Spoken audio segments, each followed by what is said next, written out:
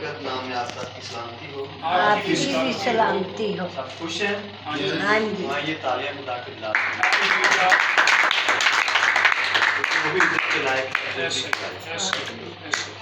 تھوڑے سے وقت میں آپ سب کی توجہ کی ضرورت ہے. ہم سے گزارش ہے تھوڑا آگے آئے، مجھے لاؤڈ نہیں بولنا پڑے گا اور بات کی سمجھ بھی آئے گی آپ کو.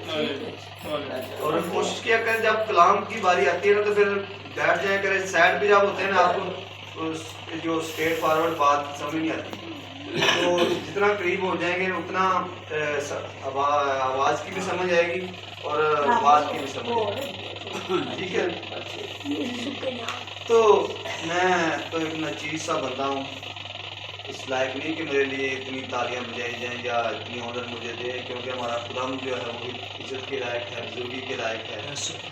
تو یہ پاسٹر صاحب کی شفقت ہے، وہ مجھے اس لائق سمجھتے ہیں کہ آپ لوگوں کے درمیان میں خدا کے کلام کو شیئر کرتا ہوں.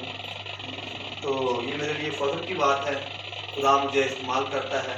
میں چاہتا ہوں ایک بار پھر پاسٹر صاحب کے لیے اور ساری انتظامیہ کے لیے اور خدا یسوع کے لیے ایک بار پھر سے تعلیم.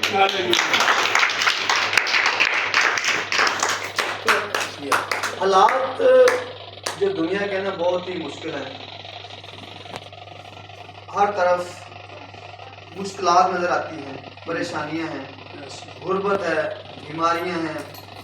ابھی جو کلائمیٹ چینج کی وجہ سے بہت ساری تبدیلیاں آ رہی ہیں موسم میں، تو ماہرین جو ہیں وہ بتا رہے ہیں کہ موسم جو ہے جو ہی یہ 11واں مہینہ سٹارٹ ہوگا تو اس میں بیماریاں جنم لے سکتی ہیں، کیونکہ ہمارا جو انڈس ایئر پولوشن لیول ہے نا وہ 75% چلا گیا ہے. یعنی کہ ہماری فضا کے اندر جو ہوا جس کے لیے سانس لیتے ہیں نا اس کے اندر پولوشن اس قدر زیادہ ہو گیا ہے.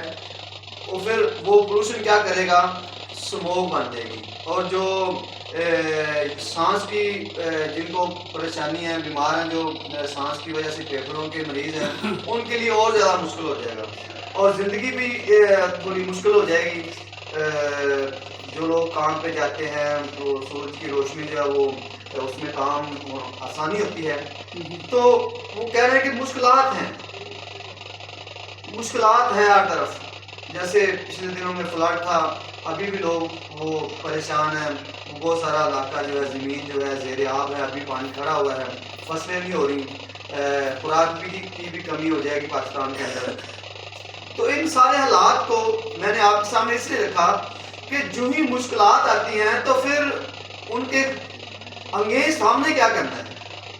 باہر تو نہیں جانا نا، زندگی تو چلانی ہے نا. زندگی چلنے کا نام ہے، جب رک جاتی تو وہ زندگی نہیں ہوتی. زندگی آگے بڑھنے کا نام ہے. تو ان حالات کو پوری دنیا میں ایسے ہیں، کوئی ہمارے ملک میں نہیں ہے یا ہمارے خاندان میں یا ہماری زندگی میں یا کسی ایک گروہ یا قبیلے یا ایک فرقے کے لیے نہیں. یہ گلوبلی یہ نظام ایسا ہے، پوری دنیا کے اندر پرابلمس ہیں. تو جب پرابلمس آتی ہے تو ان کے لیے لاہ عمل بھی کچھ اسٹریٹجی لینی پڑے گی، کوئی لاہ عمل تیار کرنا پڑے گا، کوئی حکمت عملی دینی پڑے گی. تو پھر اس کو بائبل مقدس کو ہم کہتے ہیں کہ اس کا جو کلام ہے ہمارے قدموں کے لیے کیا ہے، چراغ ہے، اور ہماری راہ کے لیے روشنی ہے. تو ان مشکل حالات میں جب آگے بڑھنا ہے تو روشنی کی ضرورت ہے. سمجھ آ رہی میری بات کی؟ ایسے حالات میں جب ہم نے زندگی کو چلانا ہے، ڈیفیکلٹیز بہت ہیں، مشکلات بہت ہیں، تو آگے تو بڑھنا ہے، رک تو نہیں جانا. رک جائیں گے تو سب کچھ ختم ہو جائے گا. تو اس کے لیے یسوع مسیح نے ہمیں کچھ حکمت عملی آج ہمارے لیے رکھی ہے، کچھ کلام ہمیں دیا ہے جو ہمیں آگے بڑھنے میں یعنی کہ معاونت کرے گا، ہمیں آگے بڑھنے میں ہمارا ساتھ دے گا اور ہمیں یہ ہمارے اندر حوصلہ پیدا کرے گا کہ ہم نے آگے بڑھنا ہے. یسوع مسیح نے ہزاروں سال پہلے یہ کہہ دیا کہ دن برے ہیں، سوچو کہ کیسے چلتے ہو، داناؤں کی طرح یا آنکھوں کی طرح. تو پھر دن تو برے ہیں، یہ پہلے سے واضح ہے اور یہ ثابت بھی ہو چکا ہے کہ حالات اچھے نہیں ہیں. میں کسی کو بھی میں کسی کی گرانے کی بات نہیں کر رہا، یہ جنرلی بات کر رہا ہوں کہ دیکھیں ہمارے گھروں میں حالات ایسے ہیں کہ ہم بڑی مشکل سے اپنا گزر بسر کرتے ہیں. اگلی تنخواہ آنے سے پہلے ہم दुकान से कुछ ना कुछ हमारे ऊपर उधार हो जाता है। हम क्योंकि फाइनेंशियली हम बहुत परेशान हैं, किसी के घर में अगर बीमारी है तो फिर वो और परेशान है। तो हालात बुरे हैं, इस बात को मानना पड़ेगा, एग्री करेंगे आप मेरे साथ कि हालात अच्छे नहीं हैं। तो खुदा का कलाम हमें इन हालात में ज़िंदगी बसर करने का एक तरीका सिखाएगा जिसमें वो आप आगे बढ़ सकेंगे। और जब हम इस कलाम पर अमल करते हैं तो फिर वो कलाम हमारी ज़िंदगी में क्या करता है, असर रखता है, और फिर उस असर से कुछ ना कुछ पैदा होता है। जब कोई दवाई असर करती है ना तो फिर सेहत आ जाती है ना, तंदुरुस्ती आ जाती है। असर जब होता है किसी चीज़ का तो कुछ ना कुछ वजूद में आता है, कुछ ना कुछ फ़र्क पड़ता है। तो आज देखेंगे खुदा के कलाम में से निकाले मेरे साथ मिसाल की किताब, उसका 11वां बाब,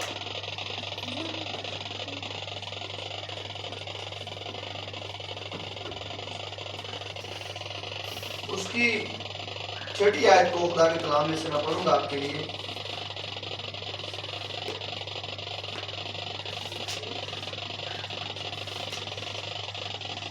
जिनके पास बाइबल मुकद्दस है वो निकाल लें। सुनिएगा गौर से, 11वें बाब की 6वीं आयत को पढ़ेंगे। रास्तबाजों की सदाकत उनको रिहाई देगी, लेकिन दगाबाज अपनी ही बदबख्ती में फंस जाएंगे। क्या करेगा? बाजों की सदाकत उनको रिहाई देगी। अब किस बात से रिहाई देगी? मुश्किलात से, प्रॉब्लम से। जितनी प्रॉब्लम्स हैं, कौन लोग सादक बचे रहेंगे, कौन साबित कदम रहेंगे, कौन लोग मुश्किल हालात में कायम रहेंगे? वो जो रास्तबाज हैं। आमीन, आई मेरी बात समझ? तो मैंने पहले से बताया कि हालात अच्छे नहीं हैं, मुश्किलात हैं, गुर्बत है, महंगाई है, मुफलसी है, बेरोजगारी है, बीमारियां हैं, बीमारियां भी बढ़ेगी जैसे जैसे, और दुनिया की जैसे जैसे आबादी बढ़ती है तो मुश्किलात भी बढ़ती हैं। तो आबादी तेजी से तरक्की कर रही है, आबादी बढ़ रही है तो मुश्किलात भी बढ़ रही हैं। तो इन मुश्किलात के अंदर वो लोग रिहाई पाएंगे, वो लोग इन मुश्किलों से बचेंगे जो रास्तबाज होंगे। आमीन। मैंने आसान जुमला कर दिया कि मुश्किल हालात में वो लोग कायम रहेंगे, वो लोग अपनी जिंदगी को चला सकेंगे, आगे बढ़ सकेंगे जो रास्तबाज होंगे, जो सदाकत पर कायम रहेंगे, जिनकी जिंदगी में सच्चाई होगी, जो सदाकत पर कायम रहेंगे, वो इन हालात को फेस कर लेंगे। और जो दगाबाज हैं, जो गुनहगार हैं, जो सच्चाई जिनकी जिंदगी में नहीं है, वो लिखा हुआ है वो अपनी बदनीति में फंसे रहेंगे। तो आज भी बहुत सारे लोग सिर्फ यार बड़े फंसे थे, पुरानी जगह तो यार तो शादी तो नहीं आया सर, तो यार बड़े फंसे सा नहीं आ सके, ऐसे होता है ना। तो क्या है, कौन लोग फंसे रहते हैं? बदनीयत। आखिरी बात यही कि लफ्ज़ था कि दगाबाज अपनी ही बदनीति में फंसे रहेंगे। तो फंसे कौन रहते हैं? दगाबाज, वो अपनी बदनीति की वजह से। और जो सदाकत पर कायम रहने वाले हैं, वो लिखा हुआ है वो रिहाई पाएंगे, जो रास्तबाज हैं वो रिहाई पाएंगे। ये है हमारा आज का मजमून। इस चैप्टर में हमने ये देखा है, इस आयत के अंदर मैं ज़्यादा आयतें नहीं पढ़ूंगा, इन 2-3 अल्फाज की अगर तशरीह हो जाए अच्छी तरीके से तो वो बहुत है। तो खुदा के कलाम में लिखा है, तेरे कलाम की तशरीह मुझे नूर बख्शती है। ज़बूर मिस कहता है, बुजुर्ग दाऊद कहते हैं, तेरे कलाम की तशरीह मुझे नूर बख्शती है। ये कितनी खूबसूरत बात है कि खुदा के कलाम की जब तशरीह होती है तो जिंदगी के अंदर रोशनी आती है, वो हमें नूर बख्शती है। तो आज इन 3-4 बातों को हम सीखेंगे कि दगाबाजी क्या है, सदाकत क्या है, और रास्तबाजी क्या है, और रिहाई क्या है। ये 4 अल्फाज हैं, इन पर हम रहेंगे, ज़्यादा आयात नहीं लेंगे हम। तो अगर इन बातों की हमें समझ आए तो मैं कहता हूँ ये वेल एंड गुड, ये बहुत अच्छी बात है। तो रास्तबाजी का मतलब क्या है? दुरुस्त रास्ते पर खड़े होना, राइट स्टैंड लेना, सीधापन जिंदगी के अंदर आ जाना। रास्तबाजी का मतलब है, मैंने एक मैसेज पहले भी दिया था रास्तबाजी के ऊपर, एक बड़ा वसी मैसेज था। तो रास्तबाजी का मतलब है दुरुस्त रास्ते पर खड़े होना। रास्त का मतलब था दुरुस्त। तो बाजी जो है یہ کھیل کا نام ہے، شاید ہماری بزرگاں بیٹھی ہیں، یہ ہمارے درمیان رفیع خان صاحب بھی بزرگ ہیں. آپ نے کبھی دیکھا تھا آپ کے جب گاؤں میں بازیگر آتے تھے تو میں نے اس لفظ کے پیچھے نا بڑی ریسرچ کی، تو بازیگر آ کے کچھ مظاہرہ کرتے تھے، چھلانگے لگاتے تھے، اچھلتے کودتے تھے، جمپنگ کرتے تھے، اوپر سے چھلانگے لگاتے، اور جب اوپر سے آتے تو جیسے کبوتر نہیں کرتا بازی لگاتا ہے، تو وہ بڑے بڑے کھیل دکھاتے تھے، وہ اپنی جان بار کھیلتے تھے، بڑی بلندی سے وہ چھلانگ لگا دیتے تھے. ایسے ہی ہے؟ ہاں جی ایسے ہے. تو بازیگروں کو میں نے بچپن میں دیکھا، لیکن اب وہ زمانہ چلا گیا، اب تو سرکس کے اندر ایسا ہوتا ہے، لیکن وہ رواج چلا گیا ہے. تو بازی کا مطلب ہے اپنی جان پر کھیلنا، بازی کا مطلب ہے اپنی جان پر کھیلنا. اس میں ہڈی بھی ٹوٹ سکتی ہے، کوئی جوڑ بھی ٹوٹ سکتا ہے، آپ کو چوٹ بھی آ سکتی ہے، کیونکہ وہ ایک مشکل کام ہے. تو راست بازی بھی ایک مشکل کام ہے، اس میں آپ کو کچھ نقصان بھی ہو سکتا ہے، وقتی طور پہ آپ کو کہیں کمی بھی نظر آئے گی، آپ کہیں گھاٹا بھی آپ کو کھانا پڑے گا، لیکن راست بازی پر قائم رہنے کے لیے دیکھیں جب کچھ کام کرتے ہیں نا، کوئی اچھا کام کرتے ہیں، اس میں کچھ نقصان بھی برداشت کرنا پڑتا ہے. تو راست بازی کا مطلب ہے جب درست راستے پر کھڑے ہوں گے تو میں بھی آپ کو کچھ نہ کچھ نقصان اٹھانا پڑے، کیونکہ آپ رسک لیں گے. بھائی دیکھیں اگر کچھ کہیں سے فائدہ ہو رہا ہے نا، تو اگر ہم راست باز ہیں تو اگر وہ فائدہ جائز طریقے سے نہیں ہے تو ہم نہیں کریں گے. اس کا مطلب ہمیں تھوڑا سا محسوس ہوگا یار کام ایسے کرتے آئے یا یہ چیزیں مجھے مل جانی تھی. تو اس میں ایک بازی، جس طرح ایک بازیگر بازی لگاتا ہے اور اپنی جان پر کھیلتا ہے، راست بازی کے لیے بھی اتنی ہی مشکلات ہیں. جب کوئی درست راستے پر کھڑا ہوتا ہے تو اس کے لیے بھی کچھ مشکلات ہوتی ہیں، میں بھی وہ پیرنٹس کی طرف سے، ہسبینڈ کی طرف سے، بیوی کی طرف سے، معاشرے کی طرف سے. اگر کوئی خدا کی راہ پر چلتا ہے نا تو پہلے بے شک اس کی زندگی اچھی نہیں ہوتی، تو لوگ پھر بھی باتیں کرتے ہیں کیا ہوں آج بائبل پڑھی تو چل جا رہے ہیں، پہلے ایسے کرتا تھا، لوگ تانے دیتے ہیں. لیکن یہ سب چیزیں اس طرح جس طرح ایک بازیگر سب کچھ اپنی جان پر کھیلتا ہے، رسک لیتا ہے، ہمیں بھی رسک لینا پڑے گا اور راست باز بننا پڑے گا، درست راستے پر کھڑا ہونا پڑے گا. دنیا باتیں کرنے سے نہیں رکتی اور یہ کرتی رہے گی. آپ آگے بڑھتے رہیں، آپ خدا میں آگے بڑھتے رہیں، دنیا کی پرواہ نہ کریں. دنیا نے اس وقت حساب نہیں دینا، آپ نے حساب دینا ہے، میں نے حساب دینا ہے، ٹھیک ہے. تو آگے بڑھنا ہے، زندگی کو آگے بڑھانا ہے، رکنا نہیں ہے. یہ اب پہلے تو میں نے دنیاوی باتیں کی کہ حالات اچھے نہیں ہیں، ان حالات میں کون لوگ قائم رہیں گے جو راست باز ہوں گے. تو راست بازی کو اپنی زندگی میں لینا پڑے گا. اور راست بازی کی جو جب ڈیفینیشن کرتے ہیں تو عربی کے اندر ایک لفظ ہے استقامت. راست بازی کو عربی میں کہتے ہیں استقامت. تو اردو میں یہ جو لفظ ہے راست بازی ہمیں ملا ہے درست راستے پر کھڑے ہونا. انگلش میں اس کو کہتے ہیں رائٹنس، یعنی کہ درست راستے پر کھڑے ہونا، سیدھا پن. تو استقامت کا مطلب بھی سیدھا پن ہے. جب ہماری زندگی میں سیدھا پن آ جائے گا، ہم جب درست راستے پر کھڑے ہو جائیں گے تو پھر خدا ہمارے ساتھ ہے، پھر خدا ہمارے ساتھ ہے. اور جو اب اگر زندگی میں دغا بازی ہے، بدنیتی ہے، گناہ ہے، تو پھر خدا ہمارے ساتھ نہیں ہے.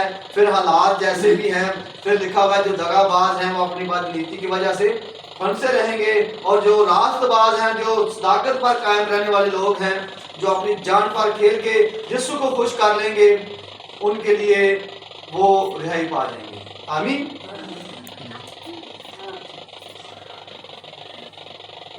تو لکھا ہوا ہے جو راست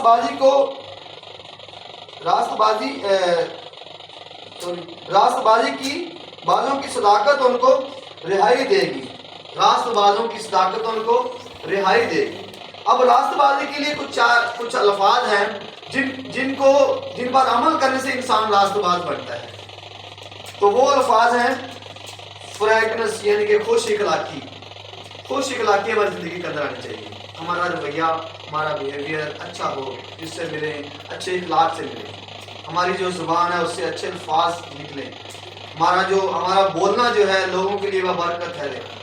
ہماری باتوں سے لوگ متاثر ہوں، ہمارے کلام سے لوگ، ہماری باتیں جب ہم دوسروں سے جب گفتگو کریں تو ہماری گفتگو شنید سے لوگ جو ہیں وہ متاثر ہو کے، لکھا ہوا تمہارا جو ایٹیٹیوڈ ہے ایسا ہو جو خدا کو پسند آئے، اور تمہاری اچھے رویے سے لوگ تمہارے آسمانی باپ کی کیا کریں، عزت کریں.